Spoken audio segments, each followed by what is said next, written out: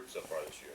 I've been pleased with him, being honest. I think, earlier in the season there were a lot of question marks as far other than Kilgore. But I think week by week they've grown. I think week by week they've matured. I think week by week they've made more and more plays.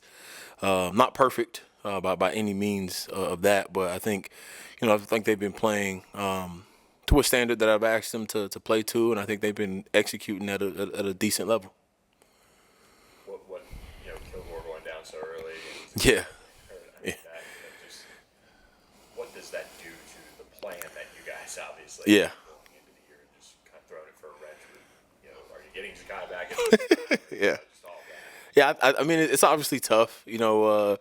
Kilgore's definitely, he was voted team captain and stuff, so he's definitely an emotional leader and a security blanket for a lot of people, just on the defense. And he's done a phenomenal job of earning that right. So not having him, that hurts a little bit, in the sense of close games and tight games when you need leadership on the field, someone who can calm everyone down. And Z's very similar. He's a guy who's played a lot of football, a guy who was, in a leadership role at his last institution and done a great job of earning the respect of his teammates as well. So you lose, two of your more experienced guys with an inexperienced group, in addition to their leadership and their calmness. That hurts. But as far as our plan and how that goes, it's next man up mentality. A lot of the guys have been waiting and wanting opportunities, and I think that's why you see them performing at a high level, particularly at linebacker, because they've wanted that opportunity and they got it. Didn't care how it came or when it came, but you could certainly see that they wanted it, and for the most part they were ready for it. On the flip side of that, now with the bye week, you're hoping to get both guys back. Yep. In addition to getting both of those guys back, your depth probably has more experience than Right. you would have imagined them having. Right. How much can that help you as you get into That is the flip side, right? When you turn the pillow over, it's a lot cooler on the other side. Like, that's what I had to remind myself. One of the things early in the season, I just pray over all my guys every year and just ask God to bless them and let them be the best version of themselves. And you don't always know like what your prayers are going to look like. And just for them having an opportunity to play in that next man up mentality, like that's what it came. That's what it looked like. So through our staff Bible study and stuff, I kind of got reminded of that message that sometimes your prayers aren't answered exactly the way you think they're going to be.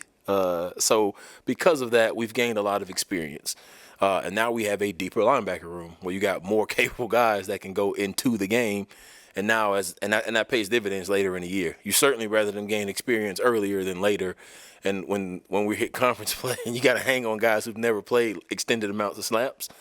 So we've gained that depth, and I think they've done a good job of being ready for that. So we should have a much deeper room. But as far as having a Kilgore, a Barker back, Scott mentioned the leadership mentality that they bring naturally. How have they tried to impact the room while they've been out?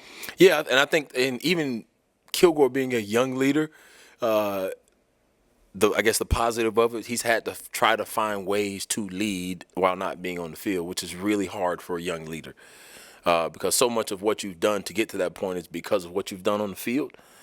So him not being there, it kind of puts you in a little bit of gray area. So that was kind of the conversation that he and I was having. Hey, you still got to find different ways to affect the game, right? You still got to find ways to keep the energy up. Like, you're here, you travel, that's what's expected of you, and they're still going to listen because you've earned that right. So it was just, that was new for him as well. So, and again, on the flip side of it, he's become a better leader in learning how to lead not off the field.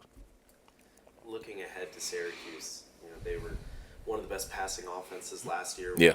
Probably on track to be that again this year before Angeli went down. How do you now prepare for an offense that maybe changes scheme, but certainly changes that quarterback? Yeah, I think, well, one of the things you got to look at is their system, right? Because they go from one quarterback to the next quarterback and kind of pick up, right where they left off. So, it's definitely a system that takes care of the quarterback, and all the guys are confident, in what their reads are and where they go. But what always helps the passing attack is a balanced run style, right? They do a great job of running the ball, mixing in tempo, running downhill, and you fall asleep kind of trying to stop the run and not ready on a tempo situation. And it's going over your head. And they do a really good job at that. You know, they're big up front, so they're a good job of moving people, and those play actions look a little bit different when you got big guys kind of coming off the ball. Because if you don't get going, you know, those guys are going to get on you quick. So we're certainly looking forward to the challenge. We're excited to play again. You know, obviously we got a bad taste in our mouth from our last performance, but the only way you get a chance to fix that is getting back on the field.